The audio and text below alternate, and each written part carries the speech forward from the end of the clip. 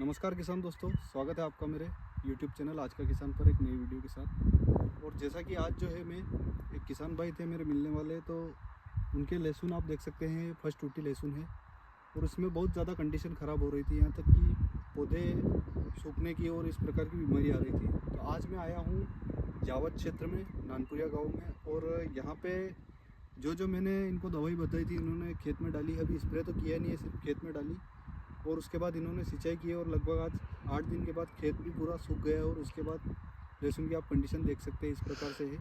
और किसान भाई भी हमसे जुड़े हुए, तो इनसे भी पूछते हैं कि इनको क्या क्या चीज़ें दी और क्या क्या इन्होंने डोज दिया है। तो सबसे पहले आपका नाम बताइए। मेरा नाम मदन कैमरे के सामने। मदन मदन मदन जी कहाँ? नानपुरिया और आपके तहसील जावद है। तहसील जावद, जिला नीमच। जिला नीमच।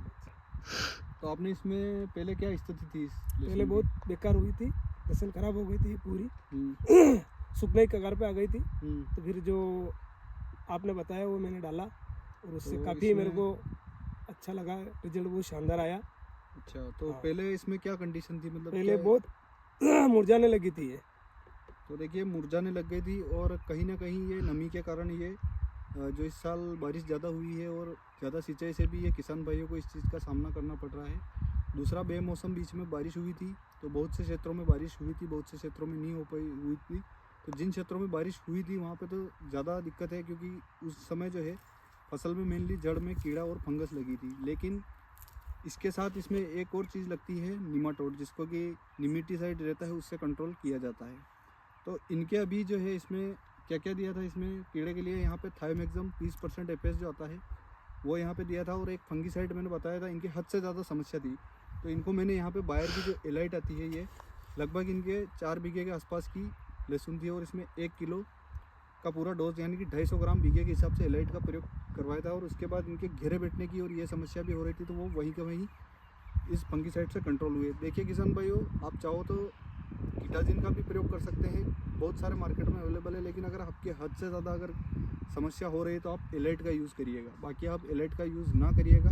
अगर आपके कम समस्या लग रही है सूखने की, तो आप उसकी जगह आप दूसरा फंगीसाइड दे सकते हैं ज़मीन में।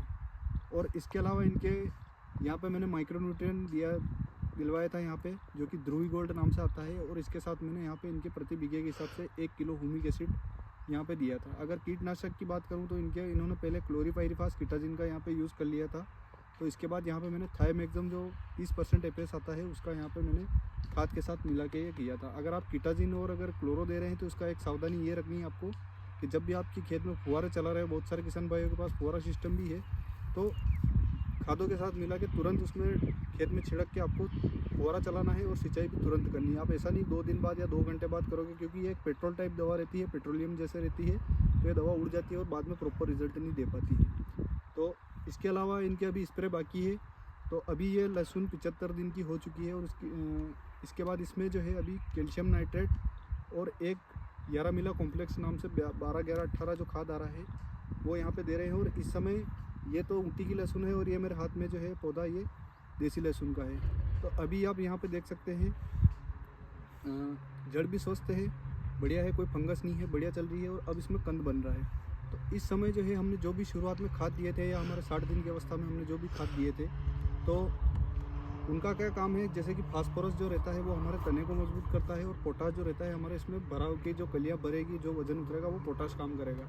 तो बहुत सी बार ऐसा होता है कि हम जो खाद देते हैं वो वहीं का वहीं ज़मीन में रह जाता है, तो उसको अब पोटाश ग्रहण कराने के लिए यहाँ सबसे बेस्ट आता है पोटाश मोबिलाइज़र फर्टिलाइज़र, जिसमें कि पोटाश का बैक्टीरिया रहते हैं और पोटाश जैसे कि माइक्रोराजा रहता है, उस हिसाब से काम वो हमारे पोटाश मोबिलाइज़र करता है। तो वो आप जब भी आपके लहसुन अगर 70 से 80 दिन की अवस्था में हो चुकी है, आप एनर्जी खाद दे रहे हो, कैल्शियम नाइट्रेट का यहाँ पे प्रयोग कर रहे हो, तो इसके साथ आप पोटाश मोबिलाइज़र भी डालना है आपको। और यहाँ पे आप चाहो तो सीवीड एक्स्ट्रा आता है वो भी डाल सकते हैं, जाइम भी डाल सकते हैं, क्योंकि जाइम में भी सीवीड एक्स्ट्रा जो रहता है उसकी मात्रा रहती है।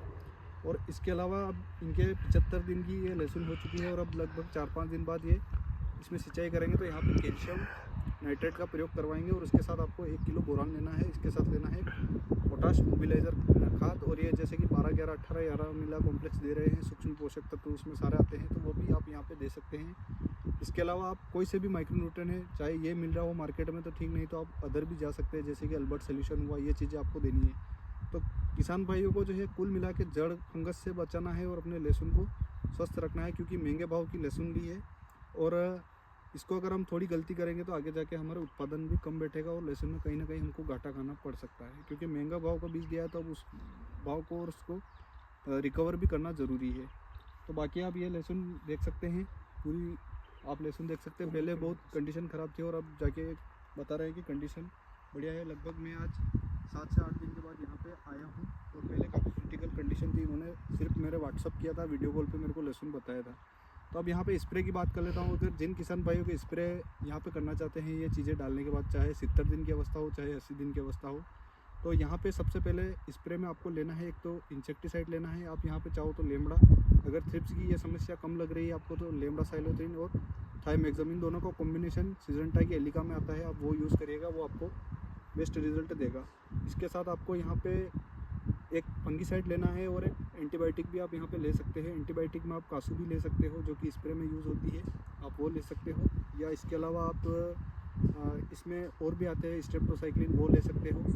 और इसके साथ आपको एक कॉन्टैक्ट फंगीसाइड लेना है जो कि बायर का एंट्रागोल आता है, या आप इन दोनों का कॉम्बिनेशन लेना चाहते हो तो यहाँ पे धानुका की कोनिका आती है, उसका भी आप यहाँ पे प्रयोग कर सकते हैं। इसके साथ आपको एक फंगीसाइड और लेना है। अगर जिन किसान भाइयों के घेरा नहीं बैठ रहा है तो वो यहाँ पे टेबिकोनोजोल वाला जैसे कि फोलिकर हुआ, बोनस हुआ या कस्टोडियो हुआ, ये ले सकते हैं। लेकिन अगर जिन किसान भाइयों के घेरे बैठने की समस्या आ रही है तो वो निमाटोड की शिकायत है, तो उसके लिए आप यहाँ पे लूना एक्सपीरियंस जो आता है वो ले सकते हैं, जिसमें कि हमारा टेबिकोनोजोल और फ्लूपाइरम जो आता है जो कि वेलम प्राइम में आता है, वो का वो टेक्निकल आता है। तो इससे भी आपके जहाँ पे घेरे बैठ रहे हैं या लहसुन दब रहे, पौधे सूखने जैसी स्थिति में होंगे तो वो वहीं कंट्रोल हो जाएंगे। बाकी आपको इस चीज़ का ध्यान खासकर रखना है, आपके लहसुन को आपको कैसे भी करके बचाना है, क्योंकि आपने लहसुन महंगा भाव का लिया है। तो आपको रिजल्ट कितना बढ़िया मिला है? पहले बहुत बढ़िया मिला। बढ़िया मिला है।